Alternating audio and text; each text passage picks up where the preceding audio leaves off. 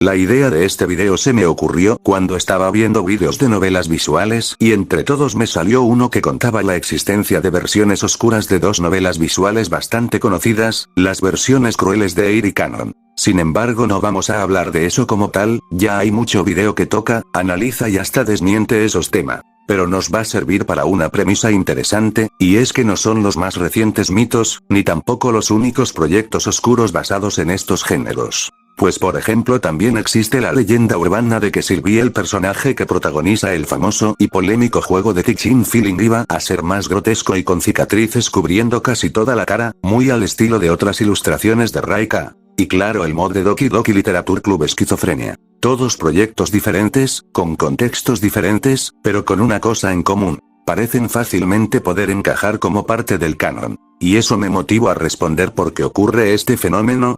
¿Qué hace que este tipo de novelas visuales sean aterradoras?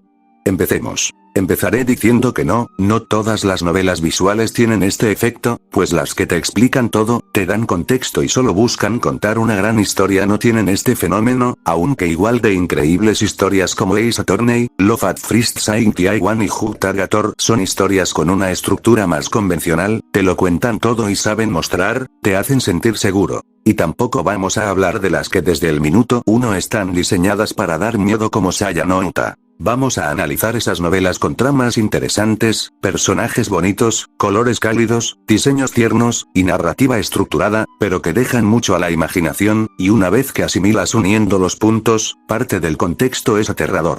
Te voy a poner un ejemplo, cuando te pones a ver la película de It puedes admirar su narrativa, sus personajes y sus ideas terroríficas. Si hablamos de la versión clásica, el diseño de Pennywise a plena vista no da miedo, pero la actuación y las cosas que hace dan mal rollo. El problema es que si lo ves más de una vez sigue siendo interesante, sigues admirando lo bien hecha que está la obra, pero difícilmente te vuelve a dar miedo, y pasa lo mismo con los otros personajes del terror, dígase Chucky, Saw, Viernes 13, Alien. Y hasta creepypastas como Jeff the Killer y Slenderman. Esto en las novelas visuales puede ocurrir pero mucho tiempo después, pues no te muestran todo directamente, te obligan a pensar, especular y analizar, dan rienda suelta a tu psique y lo que en un momento parecía amigable, tu mente empieza a asimilar que no lo es tanto, y como si fuera un trauma, se puede quedar contigo cada que lo recuerdes, a diferencia de una película que te puede asustar la primera vez, pero luego pierde el impacto, y cuando la vuelves a ver la disfrutas y se acabó, sigues con tu vida, los monstruos ya no dan tanto miedo como algo que se mete en tus pensamientos y te obliga a crear la narrativa con pequeñas pistas, irónicamente armas tu propio trauma cual rompecabezas. Una novela visual se permite ser más libre, un autor puede fácilmente contar más de lo que una historia normal, hablar de cosas que por ejemplo una caricatura no podría, ni siquiera las que son para adultos.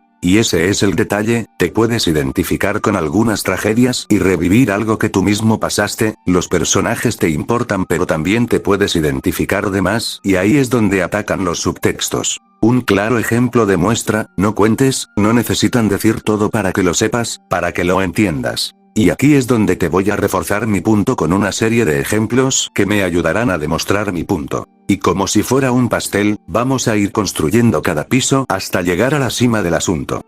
Empezando por el caso más leve, Sirup y el dulce definitivo. El miedo en esta está contenido, es más emocionante, rozando casi a las que mencioné al inicio del video. Sin embargo toca temas serios que le permiten mostrar algo que profundizaremos más adelante. Sirup es una protagonista humanizada, y no solo en diseño no es como el abogado Phoenix Wright, no es como la tierna Cíclope Sachi, y tampoco es Olivia el caimán más humano que nos ha mostrado las novelas visuales. Sirup es egoísta, racista, grosera y si bien tiene rasgos positivos la historia nunca la suaviza para que te pongas de su lado, la muestra tal cual es. Y es gracias a la gente de su entorno, como Pastille, su fiel compañero y trabajador, y Gunbrow la tierna golem de caramelo. Ellos ayudan a Sirup a ser mejor en la mayoría de los finales. Hago énfasis en que son la mayoría más no todos. Y es ahí donde empieza lo aterrador. El final caníbal, ¿qué pasa si Gunbrow, la encargada de que Sirup se abra al mundo en lugar de ser vista como una humana, fuera comida por nuestra protagonista?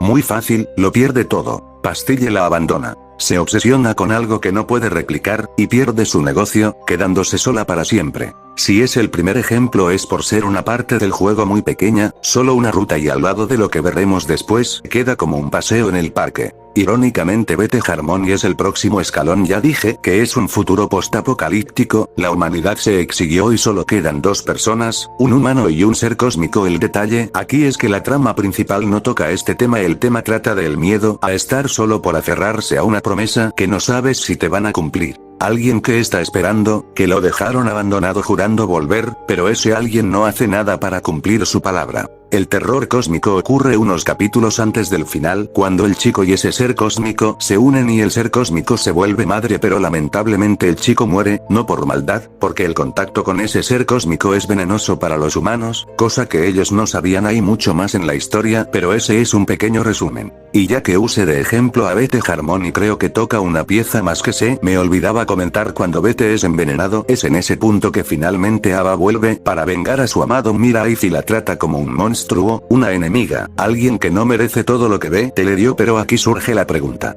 ¿qué derecho tiene de reclamar? Ella no estuvo para Beth, pero if sí, ¿quién es el verdadero monstruo entonces?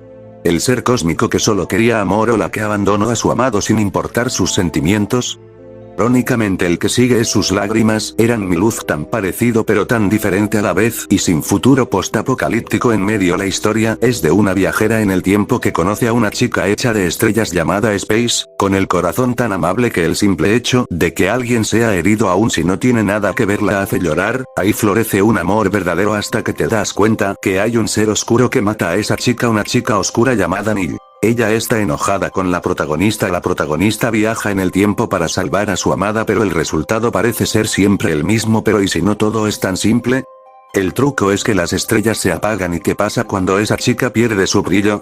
Creo que ya sabes por dónde va la cosa. Exacto, Neil y Space son la misma persona, y cuando entiendes eso te das cuenta que Time era la verdadera egoísta, el verdadero monstruo que no logra ver que su amada sigue ahí porque sin el brillo no la reconoce. Ahí está la razón por la que Neil está enojada, se cansó de que la abandone una y otra vez y la deje sola por no ser tan brillante como lo fue en el principio, y es hasta que lo comprende que Time finalmente entra en razón. Y ya es tu decisión si quieres que Time aprenda la lección y se quede con ellos, y el ciclo se repite una y otra vez porque al no soltar te das cuenta que el final de la historia es el principio si no estás dispuesto a romper el ciclo. El jardín de Astra inicia como la historia de una bruja que abrió su tienda hace poco y ocasionalmente recibe dinero de su hermano para ayudarla en su negocio, un juego normal y bonito, pero en cierta parte del juego nos revelan que existe una enfermedad incurable que hace que se te caiga la piel, entre otras cosas, una enfermedad ficticia pero se puede leer como una alusión al SIDA, y Astra menciona que su hermano la tenía.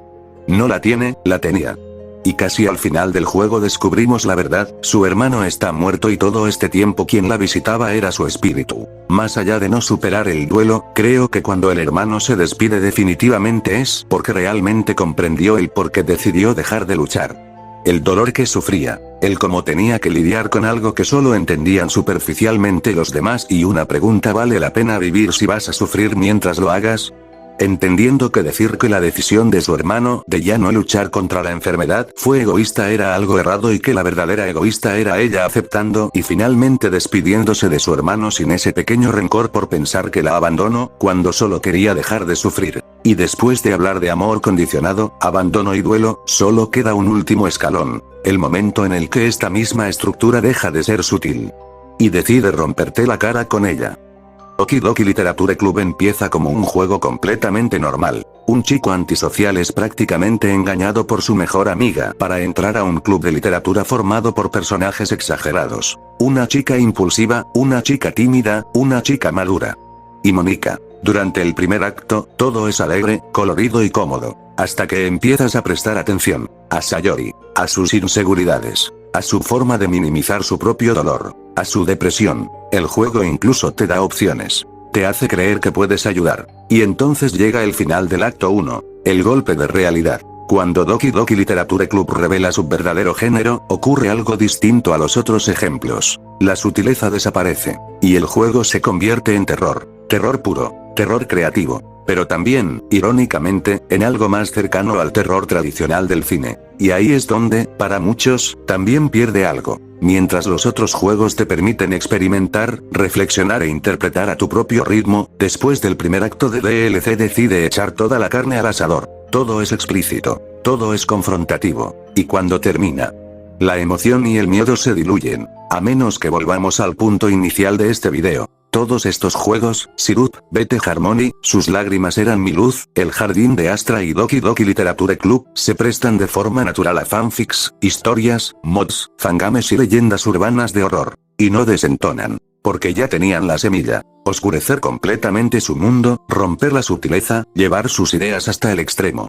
Les queda como anillo al dedo. En cambio, hay historias donde esto no funcionaría. Ace Attorney, por ejemplo. Convertirlo en un juego de terror sería ridículo. Lo mismo ocurre con Love at First Sight. ¿De qué serviría volver a Sachi un monstruo, si la historia original se esfuerza en mostrarnos que es más humana que muchos de nosotros?